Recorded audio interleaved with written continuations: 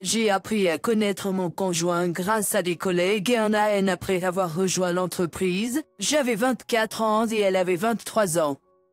Notre lien a été instantané, et nous avons entretenu des relations cordiales avec nos collègues tout au long de nos années ensemble. Finalement, nous nous sommes mariés et avons eu 2 enfants. Quand nos enfants ont grandi et sont partis à l'université, nous avons prévu de commencer un nouveau passe-temps ensemble. Cependant, avant de pouvoir finaliser nos projets, les mensonges de mon conjoint ont été révélés. Après une journée particulièrement difficile au travail, je suis rentrée chez moi tard, me sentant complètement épuisée. J'avais dû assister à une réunion de budget éprouvante qui impliquait une collègue qui avait le béguin pour moi. Elle m'a bombardé de plus de questions que quiconque, et la façon dont elle me regardait rendait tout le monde dans la salle mal à l'aise. Malgré ses avances, j'étais un mari dévoué qui chérissait profondément ma femme et était déterminé à honorer les vux du mariage. Lorsqu'elle est venue me voir plus tard au bureau pour me demander un rendez-vous, j'ai poliment décliné et lui ai montré ma bague de mariage. Elle avait l'air surprise et s'est excusée, disant qu'elle n'avait pas remarqué ma bague de mariage plus tôt. Elle a mentionné qu'elle était en train de divorcer avec quelqu'un d'autre au bureau. Elle m'a invité à l'appeler si je voulais sortir de la maison pour quelques heures. Quelques mois après cet incident, je montais les escaliers jusqu'à la chambre de ma femme comme d'habitude, mais à ma grande horreur, je l'ai surprise en train de coucher avec un homme de mon bureau. J'ai laissé échapper un cri involontairement, ce qui a également fait crier ma femme d'alarme. L'intrus s'est rapidement enfui de notre maison sans réfléchir. Pris d'une rage folle, j'ai attrapé une mallette à proximité et l'ai lancée sur l'intrus, le frappant à plusieurs reprises alors qu'il luttait pour se dégager de ma femme. Quand il a finalement réussi à se lever, j'ai lâché la mallette et lui ai donné un coup de poing au visage. Ma femme est sortie de la pièce, et quelques secondes plus tard, elle et son partenaire adultère sont partis, laissant ses vêtements éparpillés sur le sol. Je me suis assis par terre, luttant pour accepter ce que je venais de voir. Ma femme est revenue dans la pièce, les larmes coulant sur son visage tandis qu'elle s'excusait, incertaine de quoi dire d'autre. Que pouvait-elle dire? Je venais de la surprendre en train de me tromper. Hâté un moment, j'ai rassemblé le courage de me lever, fixant ma future ex-femme alors qu'elle rangeait la chambre. Elle semblait s'occuper, attendant que je prenne une décision. C'était ironique à quel point elle semblait dépendre de mon avis, compte tenu de la situation.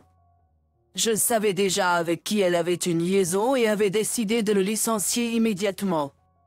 C'est alors que je me suis rappelé de l'homme que ma collègue flirtait et qui allait bientôt être son ex-mari, le même homme avec qui ma femme m'avait trompé.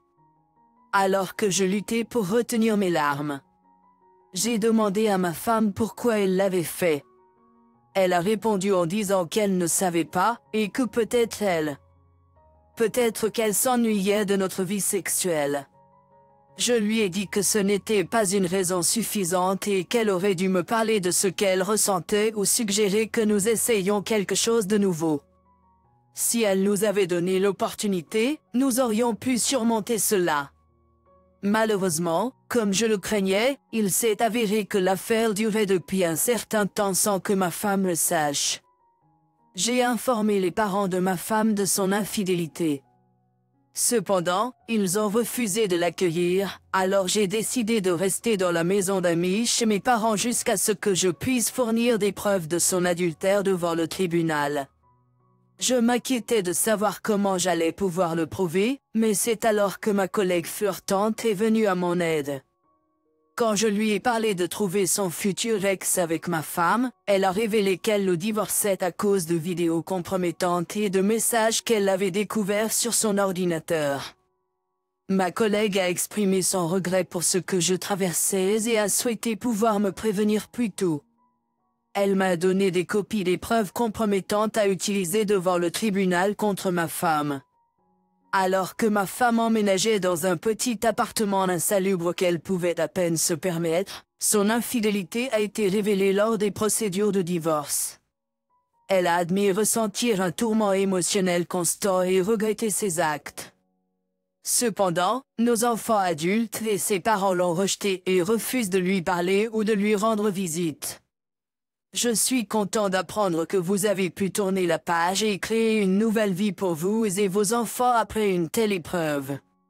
C'est malheureux que votre ex-femme ait choisi de vous trahir et de rompre ses vues de mariage par ennui, mais vous avez fait preuve de sagesse et de force dans la manière dont vous avez géré la situation. Il est important de se rappeler que nous pouvons apprendre et grandir des défis de la vie, et il semble que vous l'ayez fait. Elle savait très bien ce qu'elle faisait, et vous avez très probablement fait la meilleure chose en la divorçant pour pouvoir avancer dans votre vie.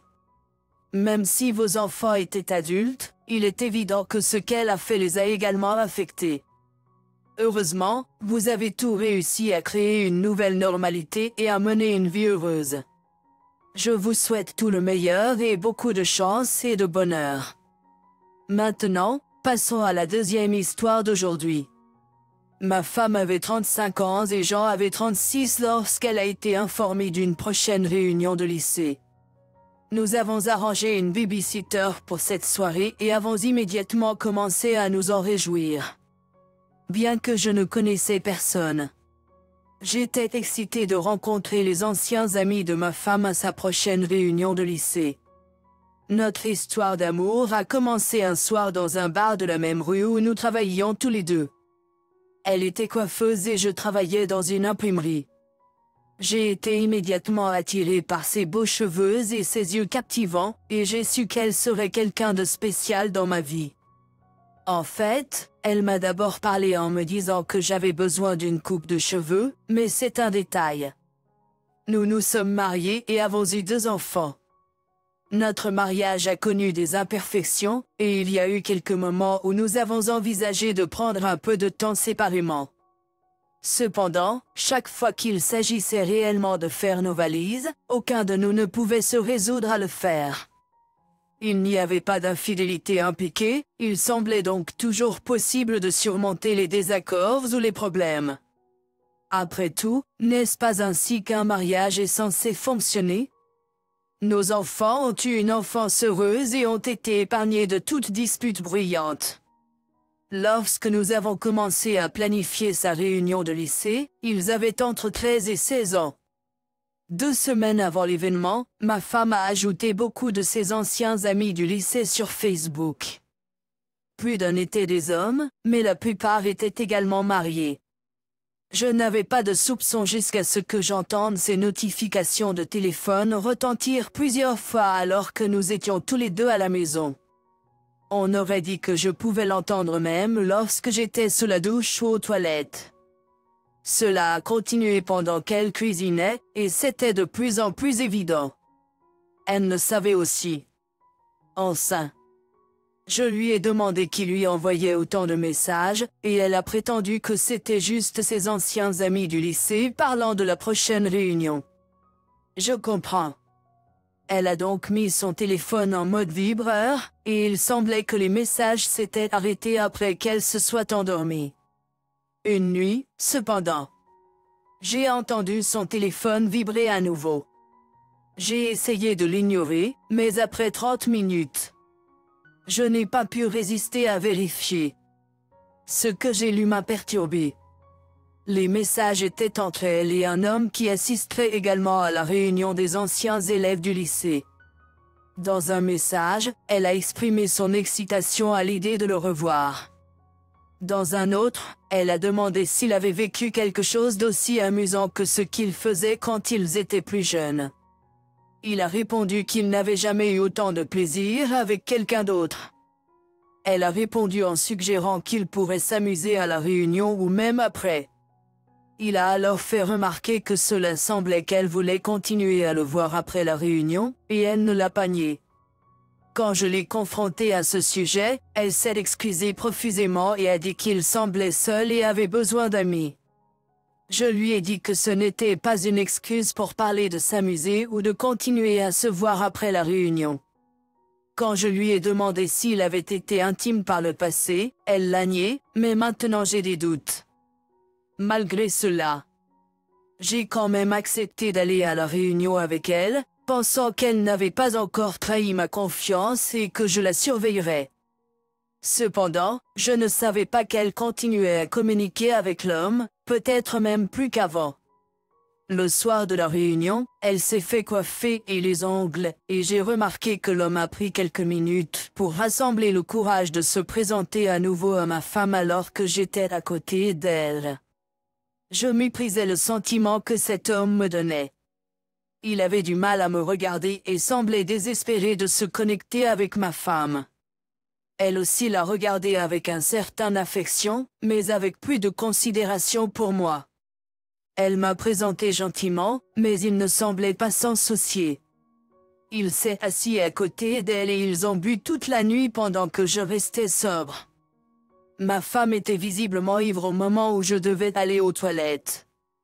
Je lui ai dit que je reviendrais bientôt. Quand je suis revenu, elle et l'homme étaient introuvables. J'ai cherché partout et demandé à l'une des femmes de la réunion où ils étaient. La femme à qui j'ai demandé où se trouvait ma femme a dit qu'il était sorti fumer une cigarette.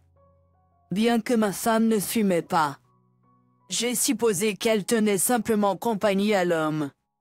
Cependant, quand je suis sorti, ils étaient introuvables. J'ai cherché dans le parking, vérifié à l'intérieur de toutes les voitures et appelé son téléphone portable, mais elle n'a pas répondu. J'étais perplexe et en colère.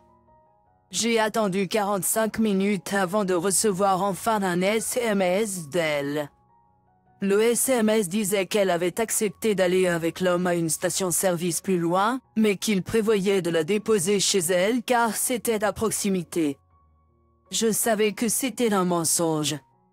Je suis rentré chez moi 10 minutes plus tard et j'ai découvert que la babysitter était partie et que nos enfants dormaient déjà. Ma femme était affalée sur le canapé, portant seulement sa culotte. Je l'ai réveillée tout de suite et j'ai exigé une explication. Elle était à peine cohérente, mais une partie de moi soupçonnait qu'elle simulait. Elle prétendait que l'homme lui avait donné un lift à la maison parce qu'il avait besoin de parler de certains problèmes qu'il traversait. Il était impossible d'obtenir plus d'informations d'elle dans cet état. J'ai décidé d'attendre jusqu'au matin pour parler à ma femme quand elle serait plus sobre. Nos adolescents m'ont informé de leur soirée avec la babysitter, mais j'étais distraite et incapable de me concentrer. Au moins je savais qu'ils dormaient quand elle est rentrée à la maison et n'ont rien remarqué d'étrange. Quand ma femme s'est réveillée, je l'ai interrogée sur ce qui s'était passé. Elle s'est plainte d'avoir une mémoire floue et a exprimé des regrets d'être partie seule et d'avoir trop bu. Cependant, quelques heures plus tard, elle a finalement craqué et a révélé qu'elle venait de se rappeler ce qui s'était réellement passé. Elle a peut-être anticipé que je finirais par découvrir la vérité. Elle a avoué que l'homme l'avait invitée dehors pour discuter et qu'elle avait accepté. Comme il faisait froid, il lui a suggéré d'aller dans sa voiture, et elle a accepté sans se douter de quelque chose de mal. Ensuite, elle a prétendu qu'il s'était imposé à elle, l'embrassant et ayant des relations sexuelles avec elle contre sa volonté. Elle pleurait, mais je soupçonnais que c'était à cause d'avoir été surprise. J'ai exigé de vérifier son téléphone, mais elle a initialement résisté et a fait des excuses. Finalement, je l'ai pris et me suis enfermée dans la salle de bain. Il s'est avéré qu'elle avait eu le temps d'envoyer un message à l'homme pour lui dire que ce qu'il avait fait était une erreur. Cependant, même avant l'incident, il y avait des messages échangés des jours avant la réunion, qui indiquaient qu'il avait prévu de s'éclipser, d'avoir des relations sexuelles, et même de discuter de la possibilité qu'elle passe la nuit chez lui. C'était la goutte d'eau qui a fait déborder le vase. Notre mariage était terminé. Quand je suis sortie de la salle de bain, elle avait l'air pétrifiée et me regardait comme si sa vie en dépendait. Je lui ai dit que c'était la fin de notre relation et que je ne pouvais plus être avec elle. Malgré le fait de savoir qu'elle avait planifié et m'avait trompé, elle sanglotait et implorait presque inaudiblement pardon. Je l'ai confrontée au message prémédité qui prouvait qu'elle avait l'intention de me tromper, malgré sa fidélité toutes ces années. Je n'ai pas pu continuer à la protéger en tant que ma femme après qu'elle ait volontairement invité un autre homme dans notre mariage. Il semblait qu'elle ne pouvait pas se sentir pire, mais c'était le cas. Elle s'est recroquevillée en boule et a pleuré sans pouvoir se contrôler. Malgré ma colère et ma déception, j'ai quand même rendu quelques services. J'ai organisé une soirée pyjama pour nos enfants chez leurs amis afin qu'ils ne soient pas traumatisés par la situation plus tard dans leur vie. J'ai rassemblé les vêtements et effets personnels de ma femme et je les ai emballés. Ensuite, j'ai appelé ses parents et leur ai expliqué la situation, leur suggérant de venir chercher leur fille avec eux. Ils sont arrivés et ont essayé de me parler et de s'excuser, mais je les ai seulement salués et nous nous sommes brièvement séparés. Pendant ce temps, ma femme a fait plusieurs tentatives pour sortir de la voiture, mais ses parents l'ont averti que si elle refusait de partir avec eux, ils ne lui permettraient pas de rester avec eux jusqu'à ce qu'elle trouve un autre endroit où vivre. Finalement, ils ont réussi à la faire monter dans la voiture avec ses affaires, et ils sont partis. La nouvelle qu'elle a reçue l'a paralysée. Elle savait que sa vie ne serait plus jamais la même. Elle est restée immobile comme une statue tandis que ses parents l'emmenaient à travers les procédures de divorce et de bataille pour la garde. Ses larmes étaient silencieuses mais constantes. Nos adolescents ont décidé de rester avec moi, et nous avons continué à vivre dans la même maison et à fréquenter la même école. Sa mère a eu la décence de reconnaître son erreur et d'essayer de réparer autant qu'elle le pouvait. Au fil des ans, nous sommes devenus amis, mais je suis reconnaissant chaque jour de ne pas être resté avec elle et d'avoir essayé de me réconcilier. Ça aurait pu être bien pire si j'étais resté avec elle. J'ai fait le choix de partir, et elle ne l'a pas aimé, mais peut-être que c'est ce qu'elle méritait.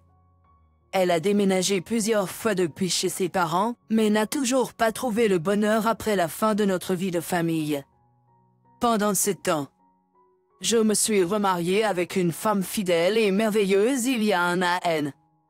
Je voulais partager mon histoire pour offrir de l'espoir à d'autres personnes traversant une situation tout aussi difficile et bouleversante.